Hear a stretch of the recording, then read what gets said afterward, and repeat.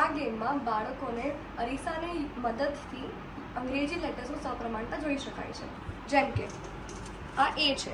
અગર આપણે અરીસાને આવી આડી રીતે મૂકીએ તો આપણે જોઈ શકીએ છીએ કે એ પૂરું થાય છે. એવી જ રીતે બીમાં અગર આપણે અરીસાને આવી રીતે મૂકીએ તો અહીંયા પણ બી પૂરું થાય છે. સી માટે પણ અગર આપણે અરીસાને આવી આડી રીતે મૂકીએ તો સી પૂરું થાય છે. ડીમાં પણ એવી જ રીતે ડી આવી રીતે મૂકીએ તો પૂરું થાય છે. હવે એફમાં અગર આપણે અરીસાને આડી રીતે મૂકીએ તો તમે જોઈ શકો છો કે એફ પૂરું નથી થતું.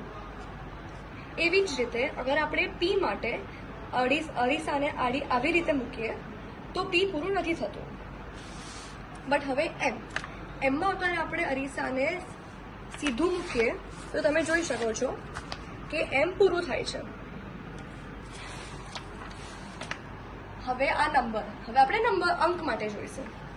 હવે આપણે અગર આ નંબર 3 છે.